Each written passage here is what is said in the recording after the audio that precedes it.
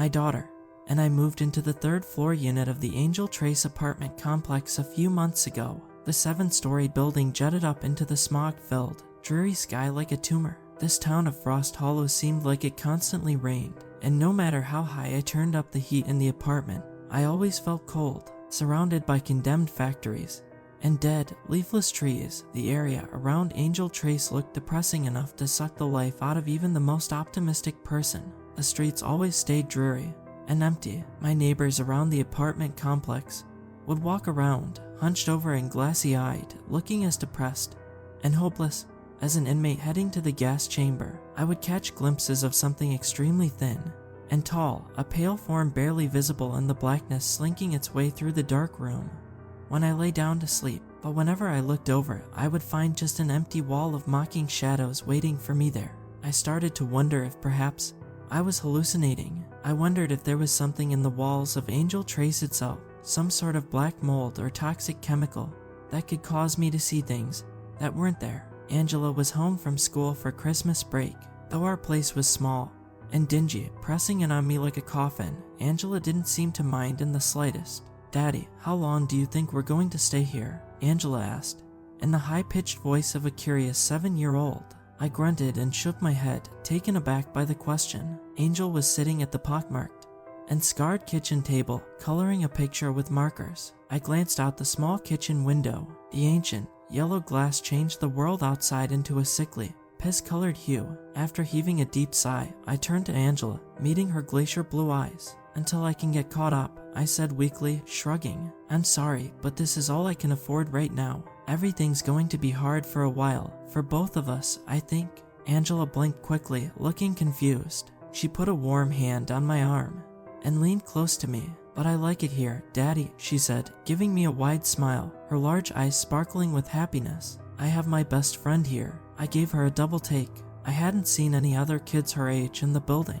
"Who? I haven't met your friends yet," I said. "Is it a kid who lives in the building with us?" She shook her head, rolling her eyes at how slow and dense her old dad was. "Well, my best friend is called Mr. Slither. I see him in the mirrors all the time. He's funny, Daddy. He's really tall and has these black clothes on. His face is empty because his eyes are on his hands. There's nothing on his face but a big smile. Mr. Slither is always happy and smiling," Angela murmured excitedly, pointing her small hand at the bathroom.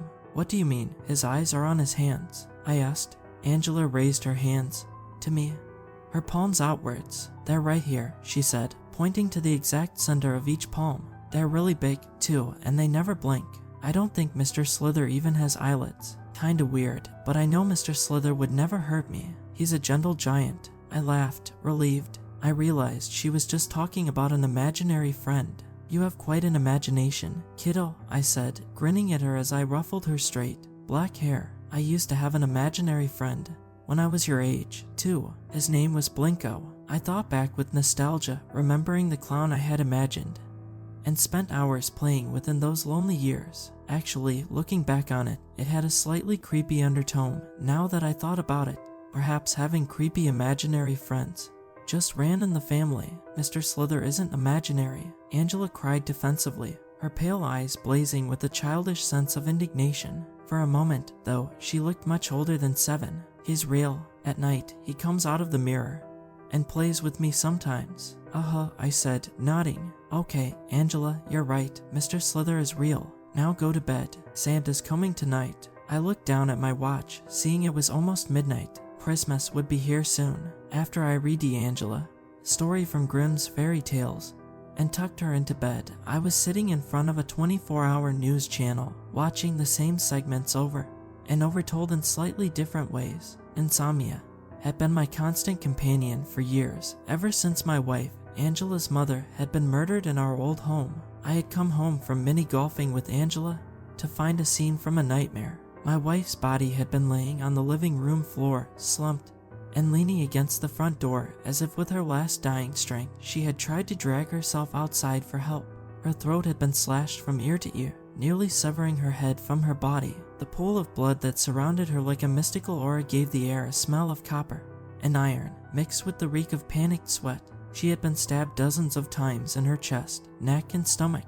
I remember Angela's wail as she saw what remained of her mother laying there like discarded trash on the floor. In my dreams, I still see my wife's sightless eyes and hear the horrified, childish screaming, and that's why, I believe, I rarely sleep anymore. And when I do, I always see horrible things. My eyes felt heavy, and everything felt slow. As I sat there on the recliner, the TV screen flickered with its incessant babble. When was the last time I had gotten a good night's sleep? Maybe a couple weeks ago, but I couldn't remember. My brain felt sluggish and far away. I closed my eyes, and for a moment, my head drooped. Sleep started to take over like a blanket, covering my body in its warm embrace though. Deep down, I knew dark things swimming deep under the surface of my conscious mind waited for me there as well. A sudden pounding on my door caused me to jump, a feeling like electricity running through my body. As a rush of adrenaline made me fully alert, I raised my head, blinking fast. Someone started screaming, a woman's voice, high-pitched and filled with terror. I couldn't make out many words except for help and get it away. I ran over the small, dingy apartment to the door. Without hesitation, I flung it open. A young woman in her 20s with the look of a gypsy stood there. She had dark red lipstick slashed across her lips and eyes that looked painted on and ancient, like those of a doll. Makeup blanketed her tan face. Dark rivulets of mascara dribbled down her high cheekbones. She ran past me into the apartment, slamming the door shut before I could even react. I saw she was dressed in skin-tight leather and high heels, as if she were coming from a club or perhaps working as an escort. "Thank God you answered," she cried, grabbing my shirt, her eyes frantic and haunted. A brief flash of recognition flashed through my mind. I had seen this woman before, had even talked to her briefly, and introduced myself. I remembered her name was Crystal, though the last time I had glimpsed her in front of the building, she had not been dressed like this. "What is this?" I asked. "Why are you here?" She leaned forward, and I could smell alcohol on her breath. "There's someone in my apartment," she whispered. Or maybe I should say something. I don't know. I got back from work, and when I opened the door, it stood there in the darkness. It was dark, but I could tell it was huge, its head nearly scraping the ceiling. Its head jerked toward me, but it looked like it had no face. God, it was horrible. I shook my head, disgusted. "You smell like pure booze," I said, frowning. "What are you, doing drugs? I don't need this shit in here. I have a kid. You need to leave immediately." She shook her head frantically. "I swear to God, this was real. Go look, please," Crystal wailed. She grabbed me with her freshly painted nails. They gleamed in the dim light, blood red and glossy. Suddenly, Angela was standing in our short hallway in her pajamas, looking half asleep. Her eyes moved blurrily from me to Crystal, and then back to me. "Daddy, what's wrong?" she asked in a soft voice. "Who's this?" "Okay, you need to leave. Right now," I said, pushing Crystal towards the door. I flung it open. I saw and wondered that the hallway outside had gone completely dark since Crystal had first run in my place. All of the lights had just winked out, as if the power had been cut. Only a few slivers of moonlight shining through the hallway windows offered any illumination at all. There was a strange smell, too, an odor that hadn't been there a minute earlier. When I had let Crystal in, it reminded me of a combination of vomit and antifreeze, and it was overpowering. It emanated from the hallway, so thick that I could taste it at the back of my throat. Gagging, I stumbled away from the open door. "Oh God, that's the thing," Crystal whispered grimly next to me. "That's the same smell I noticed when I opened my apartment door. It must be close." Crystal backpedaled away from the threshold that looked in on us like a dilated pupil. She slammed into a wall, knocking a family photo to the floor where it shattered. I continued staring into the darkness, slowly backing away. Something seemed to move in the shadows, like currents of blackness swirling in the void. I heard someone scream from out in the hallway, an old man's quavering voice. There was a pounding of footsteps, then someone ran past my door. I caught a glimpse of a man in a white bathrobe, with deep slices across his face and neck. Fat drops of blood collected and scattered over his thin frame as he hobbled forward, staining his bathrobe in spatters and blotches. I heard a predatory shrieking from directly outside. An inhumanly long arm stretched out across the darkness, the pale skin shining like bones in the moonlight. With a cry of agony and terror, the old man got dragged back. The sharp, pointed fingers were embedded deeply in his skin like ticks, creating fresh streams of blood that spurted from the stab wounds. With a rising sense of revulsion and horror, I slammed the door shut. "What the hell was that thing?" Crystal whispered, as tears streamed down her face, smearing her makeup and mascara. Angela whimpered softly behind us. I ran over to her, wrapping my arms around her in a tight hug. "It's okay, baby," I said in her ear. "We're going to get you out of here, I promise." "No, Daddy, you don't understand," Angela said between sobs. "That's Mr. Slither. I don't know why he's doing this, though. He told me he was hungry, but I thought he meant food." I pulled away from her quickly, holding her at arm's length. Her small lips quivered with emotion. Tears pooled in her deep blue eyes. I just shook my head, unbelieving. I pulled out my cell phone, calling 911. It rang a couple times before someone picked up. "We need help immediately," I whispered frantically into the phone, a great sense of relief washing over me. Now, at least, it would be the authorities' problem, not just mine. "Please, there's something attacking people at." "Let me in," a ragged voice hissed on the other end of the line. "Let me in or I'll break in, and that will be very unpleasant for all of you, I can assure you." The thing's voice came across as gurgling and deep, as if some sort of acid had eaten away at his vocal cords. My trembling hand dropped the phone to the ground as the electricity in my apartment cut out, plunging us into blackness. "Is it real?" I whispered in the silence. The dim light of the phone illuminated Angela's face in a ghastly glow. She continued to cry and whimper, apologizing over and over. I stumbled over to her, holding her close. "Baby, whatever's happening, it's not your fault," I said, trying to reassure her. Her small body continued to tremble as I held her. Crystal came over to us, confused. "What's she talking about?" she asked. I shook my head.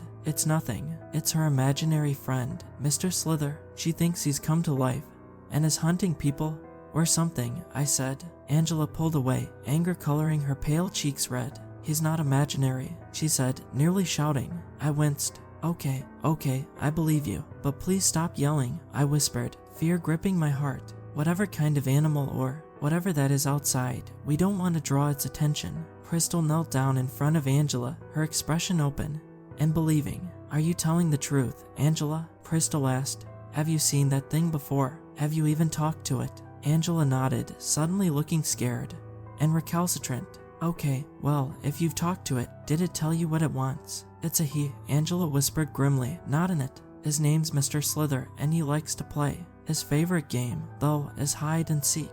I picked up my phone, using the dim light from the screen to see my way. I looked back toward the door, realizing it now stood open. The shadows of the hallway danced and fluttered as I flicked my light in that direction. On the threshold of the doorway, I saw fingers wrapped around the edge, spidery and as sharp as scalpels. The bone-white skin looked so smooth that it didn't seem real, almost like the skin of a mannequin. The hand jerked, twisting towards us. In the center of the palm, I saw an enormous eye. It was as dark as obsidian. It looked from me to Angela to Crystal, and then, slowly, the arm drew back into the hallway and disappeared. "Hide and seek," I whispered, herding Angela and Crystal into the bedroom. I turned and locked the door, my heart beating a frantic, runaway rhythm in my chest. I felt like I might pass out from all the fear and stress. I leaned on the counter, breathing heavily. "We're only on the 4th floor," Crystal observed. "It could be worse. If we're playing hide and seek, then we probably just need to get outside, right? How hard could that be?"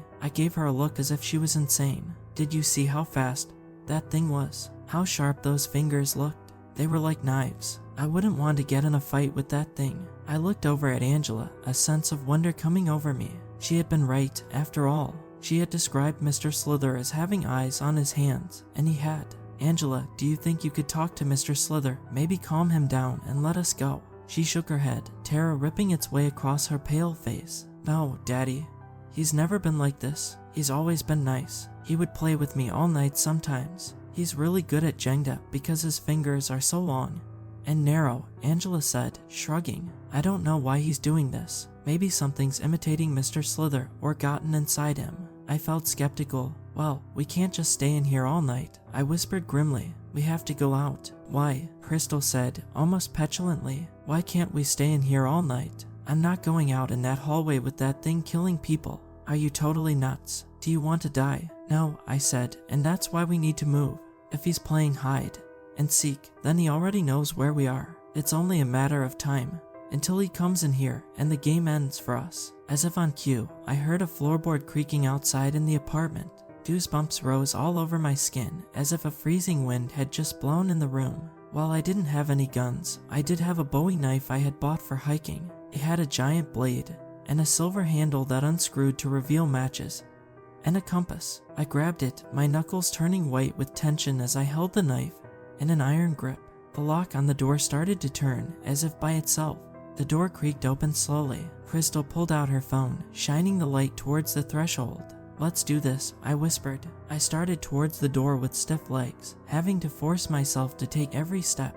Crystal and Angela were huddled close behind me as I shone the light into the apartment. To my relief, I saw nothing there. "We're going to make a run for the stairs and get the hell out of here," I said. "Go." Without waiting to see if they would follow, I took off across the apartment and out into the hallway, shining my cell phone in front of me to see. The old man's body was strewn across the floor. To my horror, I saw his jaw had been ripped off and his head twisted around 180 degrees. He had a grisly death mask of terror eternally frozen on his mutilated face. The stairway was only 30 or 40 feet away. I was ecstatic, having seen no sign of the abomination. I glanced behind me, seeing Angela and Crystal not far away. Everything was going perfectly. As we got close, the stairway door flew open with a crack like a gunshot, slamming hard against the wall. Mr. Slither oozed over the threshold, dressed in a silky, black robe that fluttered around his inhumanly tall, emaciated body. Staggering, his joints twisting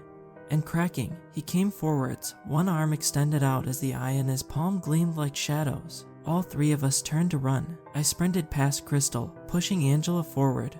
As I went, we leapt over the body of the old man, blindly turning the corner. From behind me, I heard something heavy fall with a whooshing of breath. I glanced back, seeing Crystal had stumbled over the old man's body. She started crawling forwards as Mr. Slither glided toward his next meal, his bone-white face grinning with pleasure and bloodlust.